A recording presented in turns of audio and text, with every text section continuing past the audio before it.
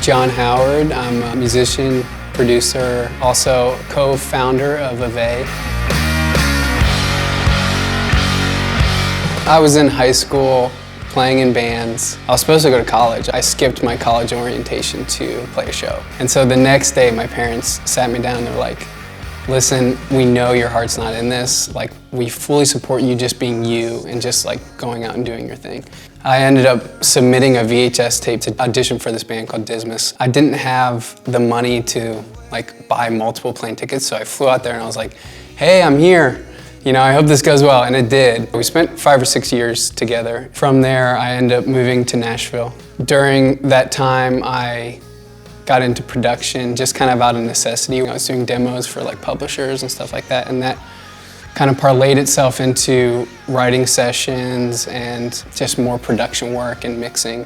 This is my Rupert Neve 5060 centerpiece, and it's basically like the centerpiece of a console. So it's like, you know, you can drive things into it. It has transformers, and you can sum your mixes through it, or, you know, it has like this feature where you can add silk.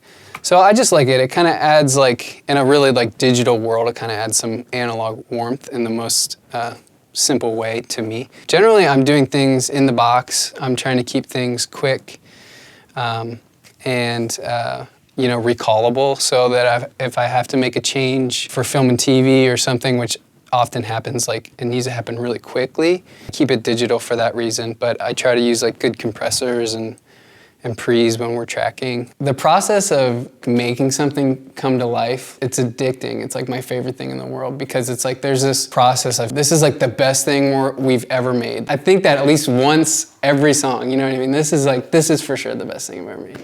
And you get further and further in, you're like, this is like probably the worst thing I've ever made, actually.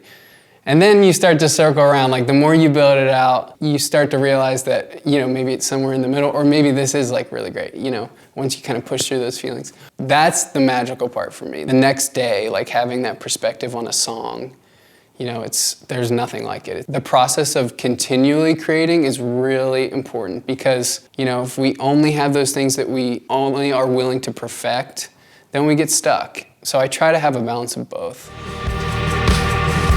The people in my life, they're what gives me energy and perspective. My wife, Natalie, is just, you know, we're kind of opposites, so we collaborate on like a lot of different things, like music is one. And that kind of like tension that we have, it's frustrating and amazing. You know, it's something I wouldn't trade for the world. With relationships in general, I'm trying to surround myself with people who compliment me as far as their personality traits.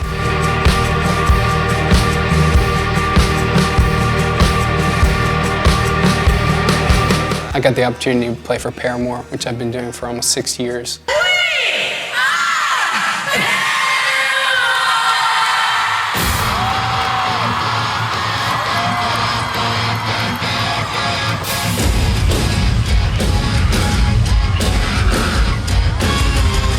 There's 3 guitarists for Paramore, so Justin York and I will kind of create a stereo effect when we're both playing lead, or maybe I'll be doubling something Taylor's doing.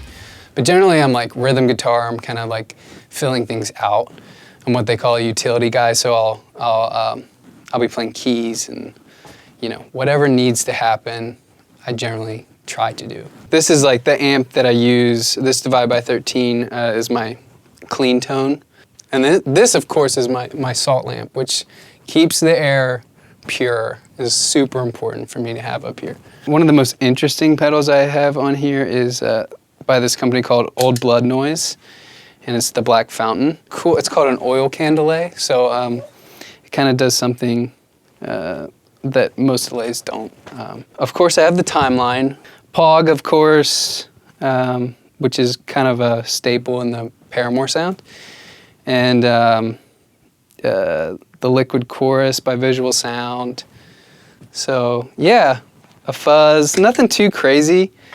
This guitar is really, this is one of my favorites. It's a Viking by Hagstrom, and they actually brought these to us when we played Wembley instantly was one of my favorites. This one has been through it all. Yeah, you can see it's pretty beat up. This is I've had since, you know, Dismas days. I like painted on the back of it. And yeah, it's just really special, made by this guy named Michael Tuttle. If I had a fire, this would probably be the guitar I grab, you know, first. And then I would come back in and grab them all. Probably be burned. Everyone involved in Paramore has played such a big role in my creative life. You know, from the moment I've started playing with them till now, it's just opened doors. They've like shown me so much love, and it's like family. That stuff is kind of parlayed into more opportunities. Avvay was born out of this experience I had. I was touring with Paramore and making a record with Aaron Gillespie, who's a touring drummer. We had to make the record on the road. So we were like, this should be easy. We'll just like call in some favors, like find some friends who have spaces. And that just turned out to be like pretty much impossible. So we ended up doing like the whole record in hotel rooms. Will you peek your head out? What? Peek your head out. Here we are.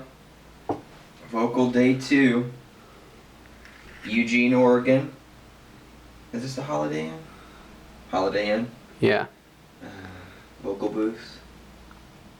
Avvay is a marketplace for short-term creative rentals. Anyone can use it. It's for recording studios, photography studios, photo locations. A constant theme that I'm being reminded of by people in my life, like my dad, is you invest into people and not like ideas or things. You believe in people. When I get super stressed out about success or the next thing I'm gonna work on or whatever, it's really important for me to just look around at the people and just be like, this is life.